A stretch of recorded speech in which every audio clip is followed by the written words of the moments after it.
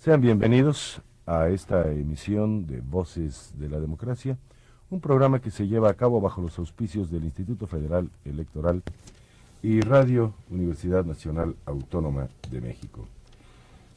Hoy el tema que nos va a ocupar en estos 56, 57 minutos será cultura democrática. Pero lo importante aquí es dar a ustedes un mensaje, y me voy a permitir leerlo, porque se trata de conversaciones con los candidatos a la presidencia de la República. Y con nosotros está el licenciado Porfirio Muñoz Ledo, a quien le damos las gracias y la bienvenida a este programa. El texto que me han redactado para que yo se los comunique a ustedes es el siguiente. Dice: el fortalecimiento y la difusión de la vida democrática en este periodo de campaña electoral es una prioridad de todos los ciudadanos. El conocimiento de las opciones para convertir votos en escaños es fundamental. Apegados a los principios de certeza, legalidad, independencia, imparcialidad y objetividad, en Voces de la Democracia hemos preparado una serie de conversaciones con los candidatos a la presidencia de la República.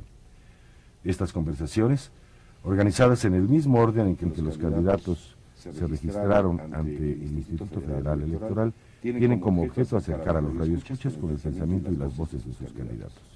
Aunque el orden se ha ajustado a las agendas de tan importantes personajes, el respeto a los principios rectores del Instituto permanece intacto.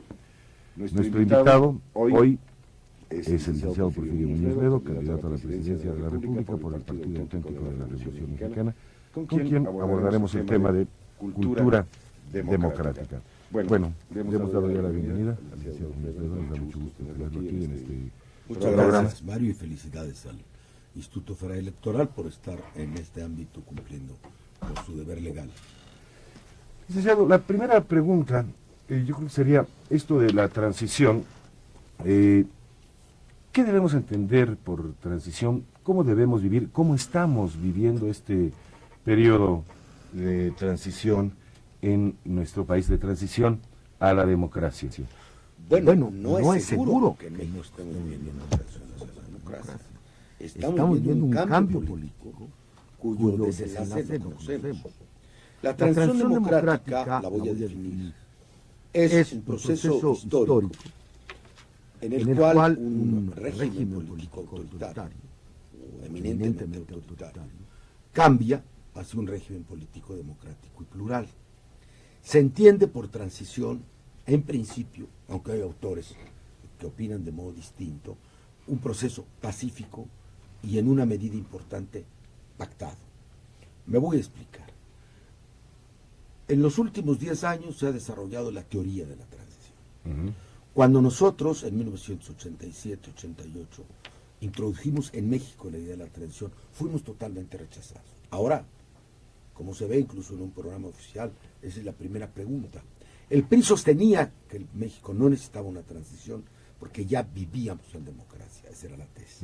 Y por lo tanto, lo que se requería era un perfeccionamiento de la democracia que vivíamos. Esa sigue siendo en el fondo la tesis que ellos sostienen, aunque sea absolutamente falaz. Tuvimos que invitar a personalidades muy importantes de España, de Portugal, de América Latina, para documentar lo que es la transición democrática en México.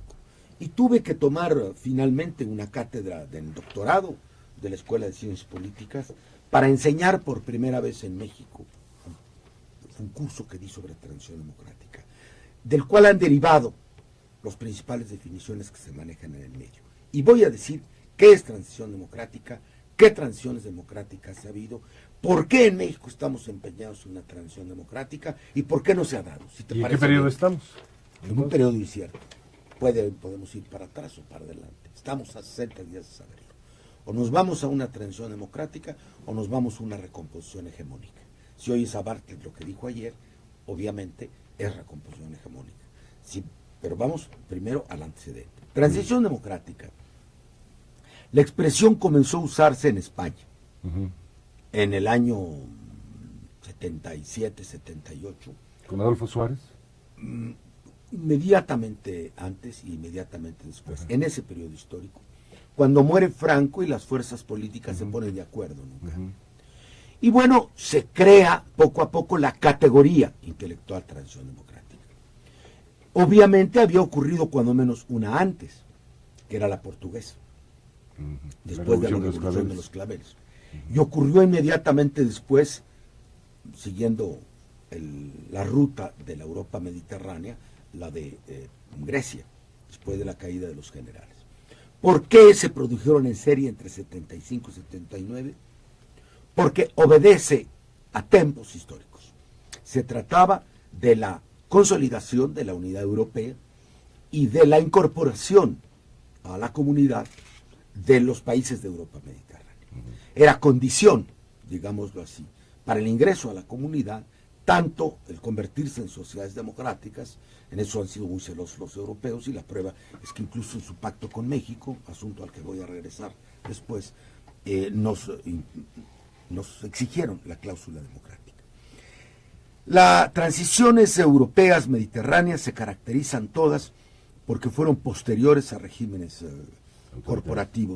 corporativo-militares los tres, y porque fueron totalmente pactadas, es decir, hubo prácticamente nulos hechos de sangre, pues, la voladura del coche del general Carrero Branco, por ejemplo, unos hechos violentos en la transición griega, pero se pactó, es decir, los actores políticos, los actores económicos, la iglesia, las fuerzas del país pactaron una transición, decidieron de común acuerdo ir a un tipo de régimen político que resolviera su problema, y resolvieron también un tipo de inserción en la Comunidad Europea. Esos fueron los pactos de la Moncloa en España, que decidieron, en el caso español, una república, una monarquía constitucional, parlamentaria y autonómica, que resolvieron en el caso de Grecia una república parlamentaria, que resolvieron en el caso de Portugal una república parlamentaria. Ahora, la expresión transición democrática se ha venido usando, creo que con propiedad, para otros fenómenos. Y sigo la serie. Vienen después las transiciones de América del Sur, en los años siguientes, los primeros 80, porque van terminando por distintas razones los regímenes militares. En toda la década de los 80, estoy hablando de Brasil, estoy hablando de Argentina, estoy hablando de Uruguay, estoy hablando de Paraguay, estoy hablando de Chile, muy importantes países. Estoy hablando de Bolivia. Hubo transiciones que no fueron revoluciones armadas, que fueron derrumbes de los sistemas militares y ascenso de fuerzas sociales que también pactaron y sometieron a referéndum nuevos sistemas políticos. Después de una ola, terminados los años 80, que fue la más espectacular, la de los países de Europa del Este. Claro, todos los países que surgieron de la antigua Unión Soviética o de la antigua Yugoslavia, Alemania del Este, Hungría, la República Checa, Bulgaria, Polonia. Fue un conjunto de más de 25 países. A finales de los 80. Exactamente en la década. Es 89, 91 las transiciones de Europa del Este. Después vino el final de las revoluciones centroamericanas y las transiciones de Centroamérica. Hay que anotar ahí la de Guatemala, hay que anotar ahí la de Nicaragua, hay que anotar ahí la del Salvador. Y bueno, otras en el camino, bueno, podemos poner Filipinas, es importante, algunas 2, 3 en África. En el curso que di, el del doctorado de la facultad, que fue el último que di en mi vida formal, clasifiqué 26 transiciones democráticas, hoy son unas 35. ¿Cuáles son sus características fundamentales? Y perdón que hable en este tono de maestro, que es lo que soy porque estamos en una emisora universitaria, es una extensión de la cátedra. Fui el primero en México, claro, que clasifiqué las transiciones. Ahora hay varios libros, subrayo y recomiendo el del maestro Cárdenas Gracia, sí, hoy consejero electoral, sí, magnífico constitucionalista. ¿Cuáles son los elementos que encontramos en cátedra? Primero, todas las transiciones son fundamentalmente pacíficas. ¿Qué quiere esto decir? Que aunque pueda haber hechos de sangre, cito por ejemplo el asesinato del presidente Ceausescu en Rumanía, es un caso sangriento, la toma del poder se da por las urnas, no se da por las armas. No es la toma del Palacio de Invierno, no es la batalla de Zacatecas, no es la toma de la Bastilla, no es la toma del cuartel de Moncada, es otra cosa. Sí, no es una sonada, no es una revolución, no es una guerra civil. Claro. Las revoluciones y las transiciones se distinguen en lo siguiente. Las revoluciones son cambios estructurales de una sociedad que se producen por la vía armada. Las revoluciones no afectan solo el orden de gobierno, afectan el orden de la propiedad, todas las revoluciones. Pero, y esa es la segunda distinción, las revoluciones no conducen necesariamente a la democracia. Y las transiciones democráticas, sí, esa es otra diferencia. Primero, unas son armadas, otras son pacíficas. Segundas, unas afectan solo el orden de gobierno, fundamentalmente, y las otras afectan fundamentalmente el orden de la propiedad. Y tercero, las revoluciones rara vez conducen a la democracia. Pensemos nada más en México, pensemos en el Imperio Napoleónico, pensemos en el José Stalin, rara vez conducen a la democracia. ¿Qué significa? Que las revoluciones dejaron de ser el vehículo para el cambio histórico por un periodo cuyo horizonte no conocemos. ¿Cuándo dejaron las revoluciones de ser el vehículo del cambio histórico? En 79. En 79 triunfan las dos últimas revoluciones. La iraní, la fundamentalista, y la nicaragüense, que las dos tienen que recomponerse después. Pero podemos decir que en México hay una transición. ¿Y por qué le llamamos fenómeno pactado? Porque como no es sangrienta, hay una base de acuerdo entre el grupo en el poder que se va y el que llega. Frente al agotamiento del antiguo sistema, las fuerzas políticas, económicas y sociales pactan transferir el conflicto, siempre hay conflicto en la sociedad, a un nuevo marco institucional. Ese es el fondo de una transición. Y aquí no se ha dado. Se dio precariamente. Nosotros convencimos al doctor Ernesto Zedillo, y él estaba en parte convencido, hay que decirlo, de que había que fomentar en México una transición. Pero él la entendió más que nada como reforma electoral que impidiera los desbordamientos posteriores a las elecciones que se habían dado después del 88. Desde el 88 nuestro propósito fue la transición. Esta transición abortó porque no se respondió a esta inmensa voluntad de la gente. Hubo transacciones secretas, lo sabemos. La historia dirá algún día, investigará qué es lo que se cambió por el movimiento. Hubo transacción, obviamente, porque las movilizaciones se detuvieron sin que nosotros supiéramos por qué. Temor a la guerra civil, no, nadie estaba armado. Nunca se planteó la guerra civil. La prueba es que tu servidor entró a la Cámara de Senadores después de haberle advertido al gobierno que habiendo ganado las elecciones se entraría caminando y se sentaría en su lugar, y me senté, y a mí sí me reconocieron la elección porque yo no tuve ninguna conversación secreta, ni la he tenido nunca, ni la tendré jamás. Ahora bien, después de eso tuvimos que recomponer y conseguir de los partidos políticos, en el caso del PRD fue el Congreso de Huastepec, su venia para un proceso de negociaciones con el Estado Nacional, conducentes a una transformación pacífica. De ahí salió la reforma electoral, que si bien redujo la pugnacidad y la reclamación posterior al proceso electoral, que si bien ha permitido la creación de mayorías parlamentarias de oposición, que si bien ha hecho posible que muy diversos estados de la República y municipios estén ahora gobernados por partidos que a nivel nacional son de oposición, todavía no arroja como consecuencia última el cambio del sistema. Y termino esta parte a la pregunta: para que una transición se complete, ¿es necesario que el sistema político anterior se vaya del poder? ¿Que el partido que estaba en el poder se vaya? ¿Que el grupo que estaba en el poder se vaya? La respuesta es sí. No hay ninguna transición en la historia en la cual no se haya ido el grupo que está en el poder. Se tiene que ir. Puede fugir todavía un pequeño momento, como ha sido ahora, momento de 1, 2, hasta 8 años o 10 ya lleva, para encauzar lo que viene. Pero tiene que irse. Pinochet tenía que irse, y los generales de Argentina tenían que irse del poder, el Partido Comunista tenía que irse del poder en Europa del Este, Somoza se tenía que ir del poder en Nicaragua, y necesariamente, lo digo con toda claridad, es una cosa técnica, no estoy haciendo política, estoy hablando como maestro de la materia que soy.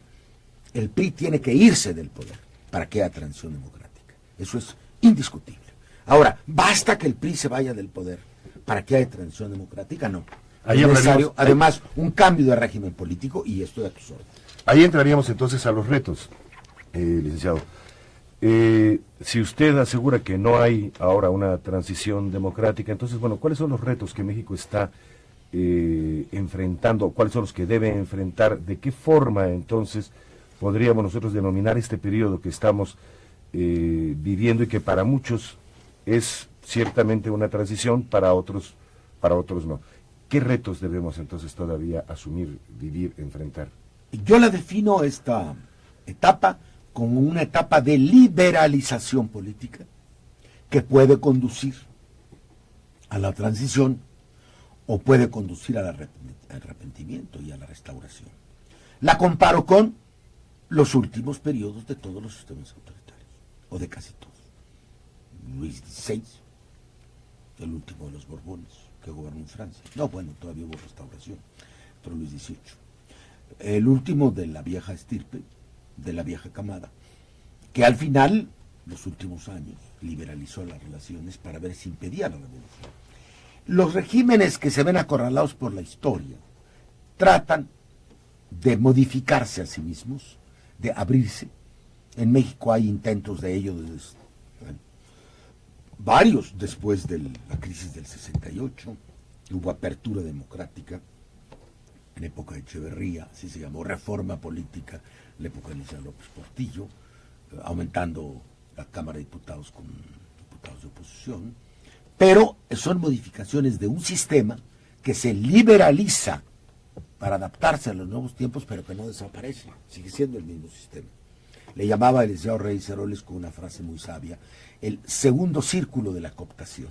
Diría, ya se nos van a agotar, decía la CTM, la CNC, la CNP, ahora hay que inventar al PMS, hay que inventar otros partidos. Así lo decía textual. Yo lo oí decir, y no me dejará mentir nadie que haya estado ahí. ¿De qué se quejan los priistas? Todo lo que he hecho es crear una jaula para 100 pájaros de colores, que se llama donceles. Eso decía. Una jaula para 100 pájaros de colores. Eran los 100 diputados de oposición. Esto yo lo oí con mis ojos, con mis oídos. Entonces se trataba de ampliar el círculo de la cooptación. Pero a la hora que viene la elección de Chihuahua, el sistema dice no. No se trata de que la oposición gane elecciones. Se trata de un sistema binominal donde tienen acceso, por la vía matemática, a un número restringido, aunque amplio, de curules, pero no cambian la posición del gobierno. Y luego una frase también se le atribuye al creador de esa reforma, Reyes Heroles, que era también muy sincrética, como algunas de las suyas que hicieron fama. No, hombre, les dijo a los que se quejaban, si lo que resiste apoya, famosa, lo que resiste apoya es que había que crear una oposición para apoyar al sistema. Entonces, estamos todavía en eso.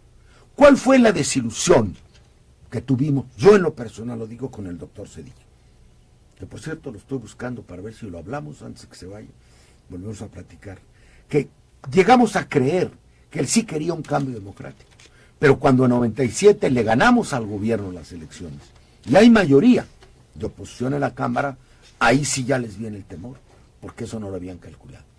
Y entonces, tú sabes que ellos se resisten a ir a la Cámara, se resisten a aceptar que la oposición puede formar un gobierno de Cámara, e incluso después de que fui nombrado presidente del Congreso, pues un día antes no sabíamos si iba a ir el presidente. Y el Senado nos dijo que no iba a ir, que los senadores nos acusaron de haber instalado ilegalmente la Cámara. Estuvo a punto de haber un colapso constitucional en México porque no han reconocido que ellos puedan estar en minoría. Tengo la sospecha, oí ayer al exsecretario de Gobernación, ex candidato del PRI, licenciado Bartlett, en un programa, un momento, pasaba yo frente a una televisora, no oí todo el programa, en donde claramente estaba repitiendo el discurso del fraude patriótico, que fue el discurso que él mismo puso en boga cuando, siendo secretario de Gobernación, ocurrieron las elecciones del 86 en Chihuahua. Según ese discurso, el PAN no podía ganar porque era el partido del imperialismo y entonces no podía ganar. Y bueno, y si el PM se hubiera ganado, pues ese hubiera sido el partido del comunismo, entonces también era el fraude patriótico, ¿no?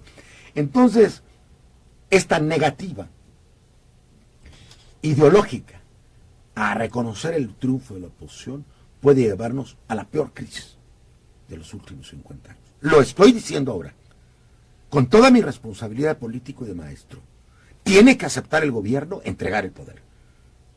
Y ese tiene que ser un pronunciamiento de las próximas 2 semanas, porque el PRI ya perdió estas elecciones. según todos los sondeos cualitativos que ellos mismos tienen, de ahí viene el terror, están apanicados. La oposición en su conjunto, todos los candidatos, hacemos más del 75%. Ustedes calculen, claro que hacemos más del 75%. Quiere decir que el PRI, ni yendo a bailar a Chalma, como dicen en los pueblos, podrá tener más del 25%. Entonces ya no tendrá la presidencia de la República. Tendremos que hacer un gobierno. Pero todos los días se suman a las filas. Es como la leva. Hay una trompeta ahí. ¿Te acuerdas de aquella película Gungadin, no? Que eran los de la Legión Extranjera. La trompeta siempre desde el minarete. Ta, ta, ta, ta, ta, ta, ta, ta, ta. Y ya llegan subsecretarios de gobernación, ya llegan gobernadores, ya llegan... Es el Parque Jurásico que se está reuniendo en la fortaleza. Y ese Parque Jurásico está llamando a la Guerra Santa. La Guerra Santa contra los infieles panistas, la Guerra Santa contra los infieles de Nueva República, la Guerra Santa contra todos los que osen, sí, poner en duda la hegemonía del sistema. Por eso, yo te contesto, con mucha serenidad, no sabemos a dónde vaya esto. Normalmente, por cifras electorales, por voluntad popular, el PRI será derrotado el 2 de julio. Eso no tiene ninguna duda. Absolutamente ninguna duda, pero ellos quieren hacer la última defensa. ¿Qué me preocupa? Vino a mi memoria, resonó en mis oídos una vieja frase de aquel hombre que fue el símbolo del antiguo sistema, Fidel Velázquez, y que en un famoso discurso dijo: llegamos al poder por las armas y no nos sacarán sino por las armas. Que yo comenté en 88. El señor debe ser perseguido por un delito que se llama incitación a la rebelión. Él está instando a la rebelión. Está diciendo que solo se puede ganar por las armas. Me temo que está el nudo de complicidades, que se está reproduciendo aquel discurso y que tienen la decisión de quedarse con el poder a la mala. Y este es un problema muy grave que tenemos que movilizar a la sociedad de inmediato. Creo que se está produciendo un fenómeno muy delicado en México y estoy buscando al presidente de la República. Le enviaré una carta en estos días para decir lo que estoy diciendo aquí. Él está en la obligación de hacerle saber a la nación mexicana que su gobierno, el gobierno de la República, tiene toda la disposición de reconocer la victoria de la oposición y de proceder a las negociaciones que sean necesarias para un gobierno de transición democrática. Bueno, aquí hay varios asuntos, de acuerdo con lo que usted nos está diciendo ahora, y me recuerda las palabras de Felipe González, la oportunidad que tuvimos de entrevistarlo, con el tema de la aceptabilidad de la derrota, que él decía, no es nada más la aceptación o no de la derrota, sino la aceptabilidad. ¿Qué significa esto? Ir pensando desde siempre y desde que se inicia todo, en que existe siempre la posibilidad de no ganar. Esto, de acuerdo con las palabras de usted, licenciado... Es que el PRI nunca se ha visto en la competencia del Poder Nacional. Esto, de acuerdo con lo que usted nos está diciendo, no va a ocurrir. No lo sé. Depende de la presión que hagamos. Están tocando tambores de guerra del otro lado, esto es obvio. Hoy leí la mañana, ya ni acabé de revisar, parece que varios subsecretarios se fueron. Ya no caben ahí en la casa de campaña el candidato del PRI, están hasta el techo, ¿no? Como las antiguas fortalezas, ¿no? Parece que somos los apaches, ¿no? Que estamos rodeando, ¿no? El Álamo, ¿sí? Estamos rodeando el Álamo. Entonces el general Custer ahí del otro lado, ¿no? Está llamando a todos la leva para que no se dejen ganar por los apaches. Pero yo creo que los apaches vamos a ganar, fíjate. Hay Chihuahua, tanto apache, con calzón y con guarache.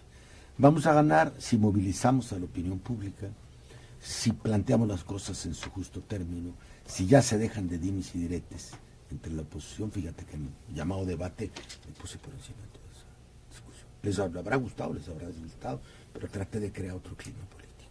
El clima político que corresponde a lo que viene. Y que algunos partidos de oposición le quieren hacer el juego al gobierno. No lo entendería yo, no creo que vaya a ocurrir, pero me dicen que algunos juegan a hacer una especie de fracción parlamentaria de gozne, juntar algunas minorías de desplazados, de minusválidos, con banderas populistas, para llevarle algunos candidatos, algunos diputados a que hagan mayoría con el PRI. Eso me parece un error histórico. que algunos compañeros del partido insistan en descalificar a los otros partidos de oposición, con los cuales hace 6 meses estaban en negociaciones para ser un candidato común, pues es prácticamente incomprensible. Dicen lo contrario de lo que decían hace 6 meses, ya tienen como deporte decir cada 3 meses lo contrario de lo que dijeron antes y borrar los registros, ¿no? Ahora son traidores a la patria, los que antes iban a ser compañeros de ruta y a los que estaban invitando a unas primarias en la calle para decir quién fuera candidato. Pues con traidores no se hacen primarias. ¿Estás de acuerdo? Entonces hay inconsistencia. ¿Qué debe hacer la oposición? Estoy pidiendo una cumbre de la oposición. Si va a ganar la oposición, pues vamos a ponernos de acuerdo para hacer un gobierno de transición democrática. Yo creo que es la solución. Usted como candidato a la presidencia nos dice, bueno, hay que movilizar a la sociedad. ¿Cuál sería esta forma de movilización? Usted como candidato a la presidencia por un partido político, en este caso el Partido Auténtico de la Revolución Mexicana, ¿cuál sería su propuesta en este sentido para ayudar? Ya la hice antier, está publicada en los periódicos. 10 puntos. Primero, a ver si me acuerdo de todos, compromiso del gobierno de respetar el resultado de la elección. Segundo, compromiso del IFE de celebrar todos los actos del proceso electoral con equidad, comenzando por los debates. Tercero, promover la plena equidad en los medios de información. Cuarto, provisión absoluta al gobierno federal y a los gobiernos de los estados de usar recursos públicos en las campañas electorales. Quinto, que el IFE promueva, conforme a su responsabilidad legal, la observación nacional e internacional de las elecciones. Sexto, la formación de un gran movimiento ciudadano de supervisión de las elecciones, como fue en otro tiempo la Alianza Cívica. Séptimo, nombramiento de un fiscal electoral por consenso, porque la mayor parte de los abusos están configurados como delitos electorales y es necesario que haya alguien que los persiga. Y uno de los puntos más que confluirían en un reconocimiento del que ganara las elecciones.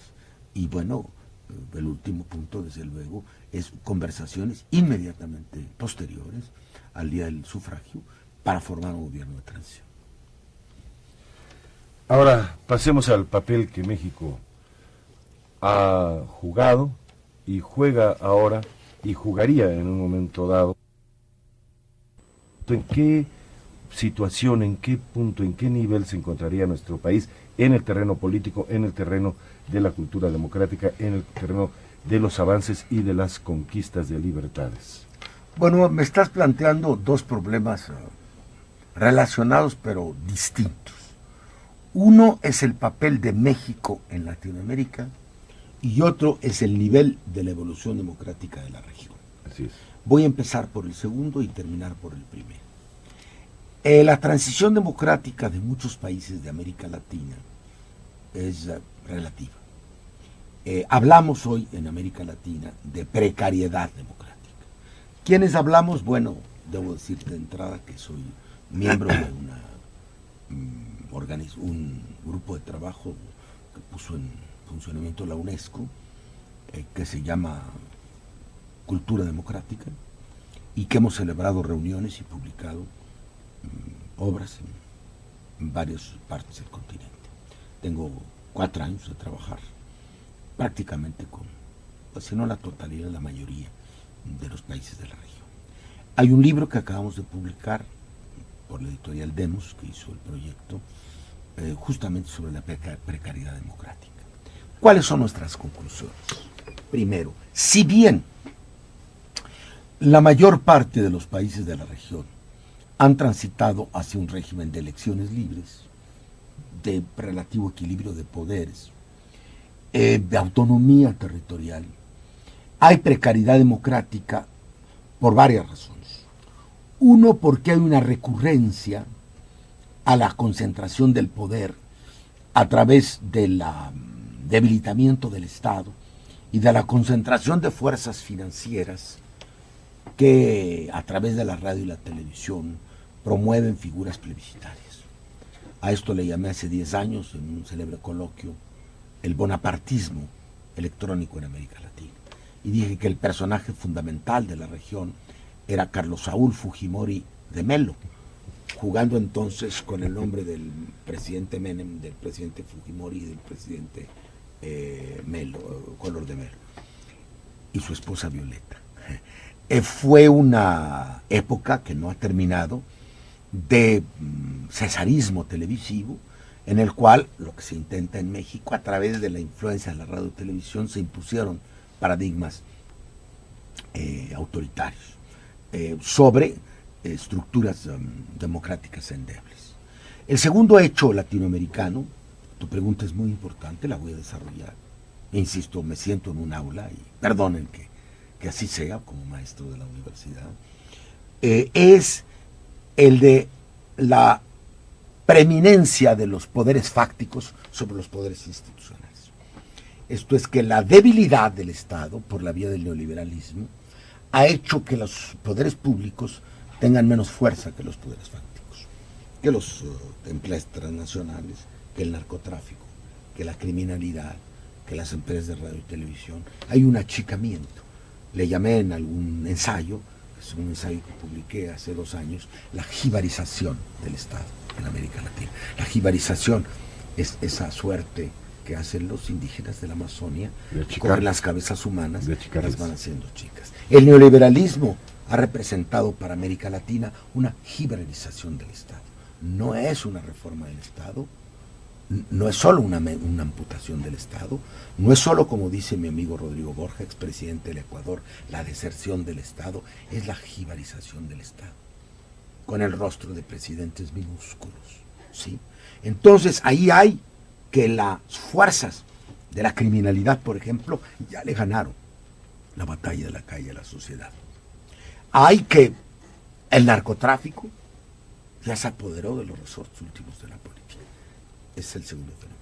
Primero, bonapartismo electrónico. Segundo, jibarización del Estado. Tercero, incapacidad de los estados nacionales para cambiar el rumbo de la política económica y satisfacer las necesidades básicas de la población. La camisa de fuerza. Se les ha impuesto una versión colonial o neocolonial del neoliberalismo, según el cual, a través de políticas de ajuste, se paga por los pueblos de América Latina los efectos de la crisis económica. En todos ha habido una baja del salario, en todos ha habido una desarticulación de la planta productiva y en todos ha habido un incremento de la pobreza. Ahora, el país récord en todos, ya pasamos a México, es México. México es, según el Banco Mundial, el principal productor de pobres de América Latina. Le sigue solo Venezuela. Segundo, según el PNUD, en su libro anual Desarrollo Humano, México es el país más desigual de la Tierra. Muy importante lo que estoy diciendo. No es el más pobre es Bangladesh, es Haití. No, el más desigual, el que hay más distancia entre ricos y pobres. Tercero, México es el país en que ha aumentado, en que ha disminuido más el salario en todo el continente. 76% el salario. ¿Cómo la ven? Sacrificio del trabajo humano de la manera más irracional. No hay ninguna razón para bajar el precio del trabajo. En Estados Unidos ha aumentado año con año, en Europa ha aumentado, en todo el mundo aumenta el precio del trabajo, salvo en México. Es una barbaridad. Por eso solo debían irse del gobierno, nada más por eso. Es intolerable un salario de 35 pesos diarios, cuando nosotros lo dejamos en 1976 en 150 pesos reales. ¿Sí? Sin ninguna razón, díganme una razón de racionalidad económica para sacrificar el valor del trabajo de la gente y acabar con el mercado interno. Entonces vivimos en América Latina precariedad democrática, estados jurídicamente incluyentes, pero socialmente excluyentes, estados formalmente independientes, pero económicamente subordinados, estados nacionales, cuya doctrina es la integración social y educativa, y que en la práctica se están desintegrando. Estados que dicen tener el monopolio de la fuerza constitucional y que están a merced de los criminales. Estados que están totalmente dependientes de los capitales especulativos y de las decisiones de los órganos financieros internacionales. Así no puede florecer la democracia. Entonces, los pasos que hay que dar son, primero, la plena transición democrática. Segundo, la consolidación de la democracia por el fortalecimiento del Estado y la descentralización del poder a la sociedad. Tercero, la profundización de la democracia a través de reformas económicas y sociales de gran entidad. Si eso no ocurre, no hay solución para los pueblos de América Latina. Ahora, ¿cómo lo podemos hacer? Aumentando nuestra capacidad de negociación.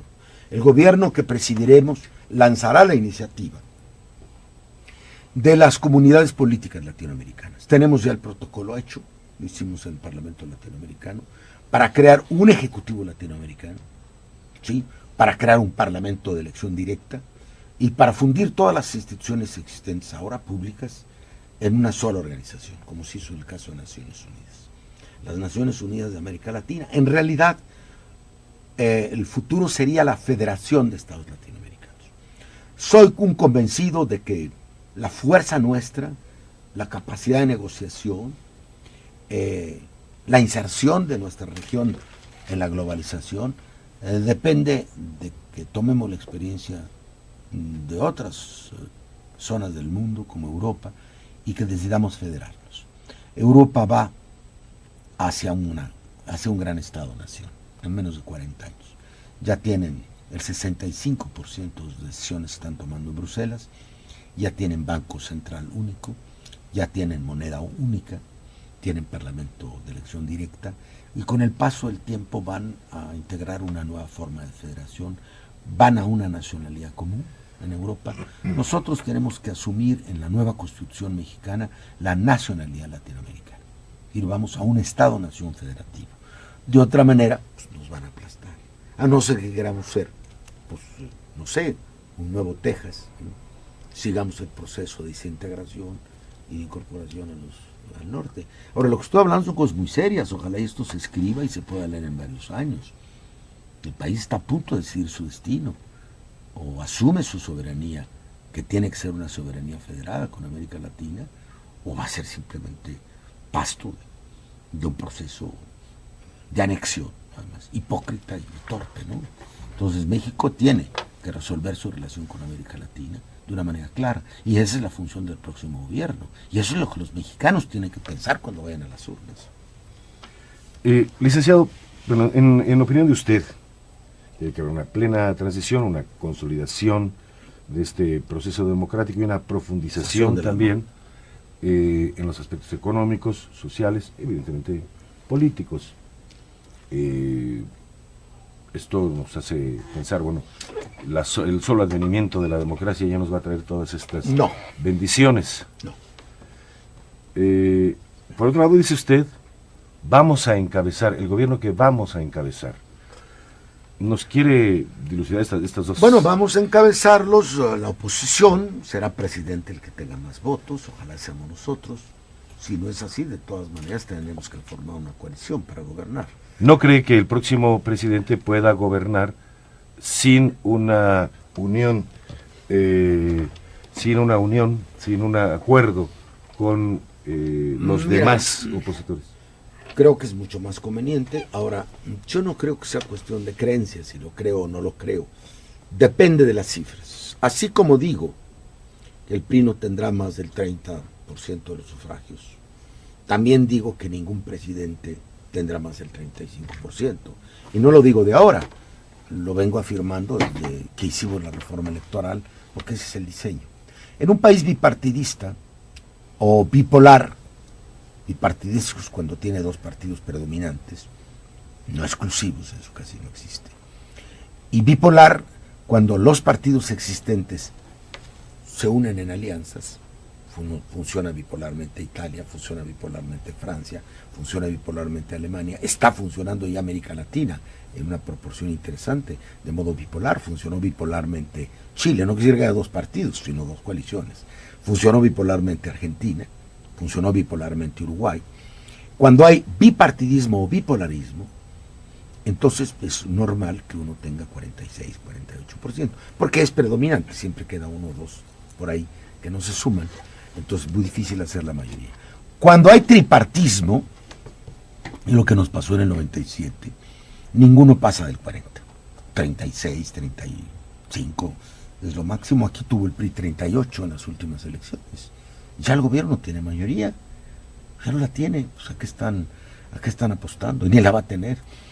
Y cuando un país es multipartidista y no se ha bipolarizado, generalmente el partido que gana con el 30%. cuando son 5 o 6 fuerzas. Cuando son 10 o 12, y esto lo digo para que se entienda, eso es el ABC de la sociología electoral, es difícil que un solo partido pase el 20%. En Italia el partido más votado, que es todavía la Izquierda Democrática, tuvo el 20%, bajó del 21 al 19 creo, y por eso cambió de la coalición. Entonces hay que entender que el pluripartidismo requiere un sistema distinto y no el presidencial. Por eso estamos proponiendo una nueva constitución. El pluripartidismo es incompatible con el presidencialismo, técnicamente, porque el presidente es muy frágil con tantos partidos, entonces tiene que desdoblarse el Ejecutivo, que hay un jefe de Estado, como casi todo el mundo. Cerca del 90% de los países del mundo funcionan así. Hay un jefe de Estado, sea el jefe de Estado monárquico, que es el rey o la reina, o sea el jefe de Estado republicano, que es el presidente de la República, y hay un jefe de gobierno, que es una autoridad distinta.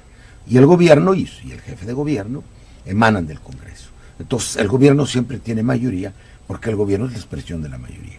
El día que cambia la mayoría, ese día cambia el gobierno. Entonces la funcionalidad de la democracia moderna estriba esencialmente en que hay jefatura de Estado y jefatura de gobierno. La jefatura de Estado asegura la continuidad de las instituciones públicas, los programas de largo plazo, y asume una administración de carrera, que es imparcial, que está sobre los partidos, al margen de ellos, cuando menos.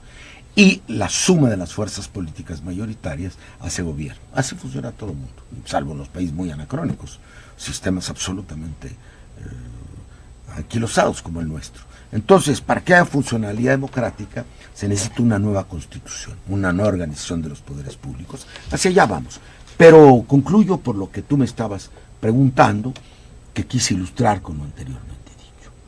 En un sistema pluripartidista, ningún presidente tendrá más del 35-36% de los votos, cualquiera que sea. Por lo tanto, tendrá que hacer una coalición de mayoría, como la hicimos en el Congreso. Dicen que no lo dije, pero lo afirmamos. Cuando hicimos la reforma constitucional, le advertimos al gobierno que a pesar de que ellos nos pidieron 8 puntos, recuerdan que en la Constitución mexicana de hoy, ojalá y la gente que me esté escuchando lo recuerde, hay 8 puntos de ventaja para el partido más votado. Quiere decir que el que tenga arriba del 42% de los sufragios pasa del 50% de los diputados. Es la cláusula de gobernabilidad. Así le llamó el PRI. El PRI creyó que con esa cláusula tendría la mayoría en el Congreso. Es decir, el PRI creyó que en el año de 97 ellos tendrían más del 42% de los votos y por lo tanto más del 50% de los diputados. No ocurrió. Solo tuvieron el 38%. Entonces nosotros hicimos un gobierno de mayoría de la Cámara. Si hubiera sido un régimen parlamentario, hubiéramos hecho un nuevo gobierno nosotros. Y el jefe de Estado hubiera sido siendo jefe de Estado. Eso es lo lógico en un sistema político, que los votos se traduzcan en un nuevo equilibrio parlamentario y que ese nuevo equilibrio parlamentario se traduzca en un nuevo gobierno y que ese nuevo gobierno se traduzca en una nueva orientación de las políticas públicas en el sentido en el cual votaron los ciudadanos, y no para qué votan. En el sentido para el cual votaron, en ese sentido se modifican las políticas públicas por un cambio de gobierno. Por eso estoy explicando, espero que todo el mundo me entienda, que este sistema no es democrático, porque no permite que se traduzcan en acciones de política los votos de los ciudadanos, ni siquiera en la constitución de un gobierno.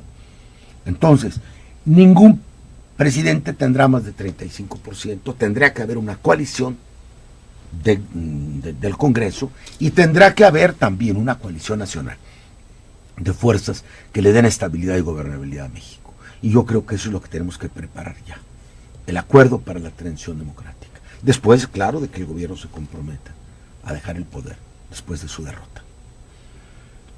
Licenciado Porfirio Muñoz Ledo, ¿por qué tendría el potencial elector que votar por Porfirio Muñoz Ledo, por el Partido Auténtico de la Revolución Mexicana, después de escucharlo y...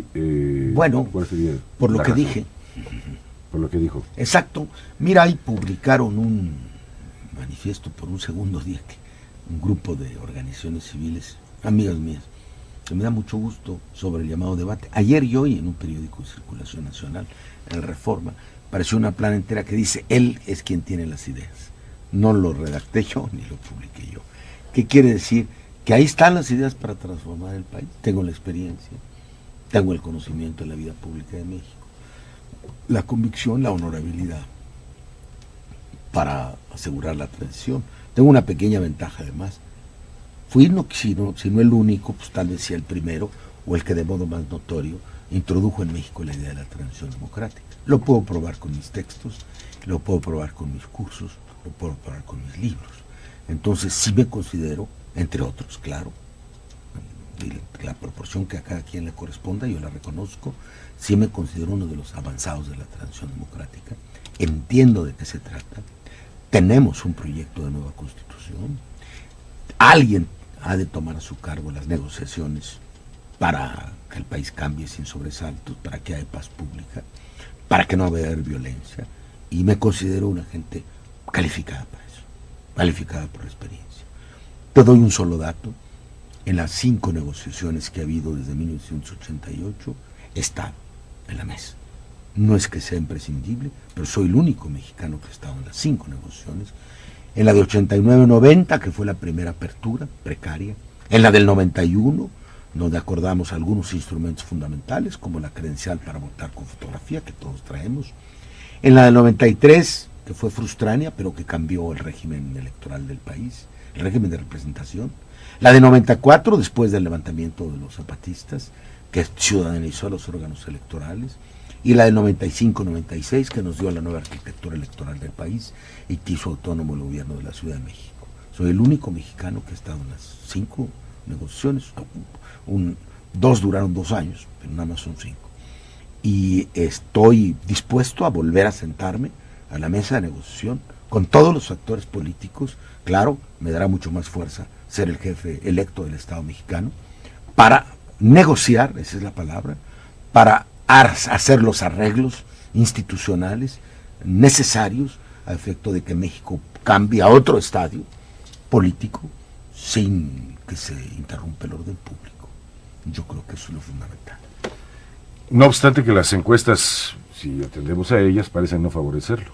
Mira, hay de todo. Yo tengo sondeos de opinión que nos dicen que todavía el 65% de la gente no se ha decidido. Después del debate no sé, antes era el 65%, a lo mejor ya bajó al 50%, y en el sector que ya se decidió hay opiniones distintas. Cuando más de la mitad de la gente no se decidió, nadie ha ganado. En las democracias no se gana si no está el conteo de los sufragios. Como decía Felipe González, al que citaste, no les hagas caso a los que hablan de opinión publicada, lo que cuenta la opinión pública, lo que la gente piensa, y eso tú lo sabes mejor que nadie. Las encuestas son instrumentos. Ahora, yo no excluyo que hagamos una coalición de fuerzas de oposición, que encabece el que tenga en ese momento mayores posibilidades, siempre y cuando hay un programa. Yo he rechazado, y lo hice en el debate, la idea del voto útil en el sentido de sumarte a más fuerte. Y ya, lo que se necesita es que haya un programa de transición democrática que permita asegurar el cambio pacífico de México. ¿Y es posible, por ejemplo, que toda la oposición se una y apoyen a uno? Quizá no sea necesario. Sobre esas bases que ustedes depende, quizá no sea necesario. Nosotros no dejamos de ser partidos cuando nos unimos en la Cámara de Diputados. Hay varias modalidades, no hay que simplificar. Una modalidad es que todos se unifiquen en torno a uno, y otra es que todos mantengan su identidad, y de todas maneras se va a ganar. Eso es lo que hay que calcular, hay que ser muy precisos en las estimaciones políticas. A lo mejor se juntan y entonces no suman votos. Decía un político mexicano, por cierto, que las elecciones no se llevan a veces con las matemáticas, que a veces 2 más 2 no da 4, sino da 2, o da 1, o da 0. Entonces, hay que ser muy cuidadosos cómo se hace la articulación. Puede implicar, como tú dices, que se fundan en uno, o puede implicar que se coordinen, y que al coordinarse, esto eleve y potencie la fuerza de la oposición, y sea arrolladora su victoria. Y no necesita nadie declinar para ganar. Y entonces gana el que está mejor situado. Todo depende del programa, todo depende del compromiso, y todo depende de la respuesta de la opinión pública. Finalmente los ciudadanos deciden. Finalmente, ¿cuál sería su alocución hacia el auditorio que nos está escuchando para terminar este programa, licenciado? Que seamos muy serenos pero muy firmes. La historia va a cambiar si nosotros nos empeñamos. Creo que el ciudadano mexicano tiene en sus manos un cambio histórico, el más importante. desde hace casi 100 años, desde la Revolución Mexicana, el primer acto político trascendental de este milenio, que se divide en dos partes. Primero, derrotar al partido del gobierno en las urnas. Ni un voto para el partido del gobierno. No se dejen intimidar. No se dejen seducir por la canción mal cantada de la estabilidad o por la tonada, por cierto, bastante desafinada de la gobernabilidad autoritaria. Ni un voto para el partido del gobierno. Es el compromiso de los mexicanos, de esta generación. Y segundo, defender la transición democrática. Yo creo que con eso ya demos el salto hacia adelante. Muchas gracias. Licenciado Porfirio Muñiz Ledo, pues muchísimas gracias por su presencia, por esta cátedra que usted mismo lo dijo, como académico. Y a veces con cierta pasión política, debo decirlo. La historia que estamos viviendo lo merece. Bien. Muchas gracias, licenciado. Gracias a ustedes también, amigos del auditorio, por haber estado de aquel lado. Ojalá que dentro de 8 días se ubiquen en un lugar similar. Estamos del mismo lado. Lo que pasa es que en dos extremos del micrófono. Bien.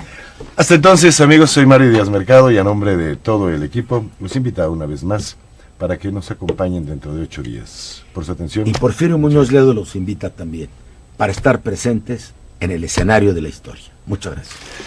Hasta luego.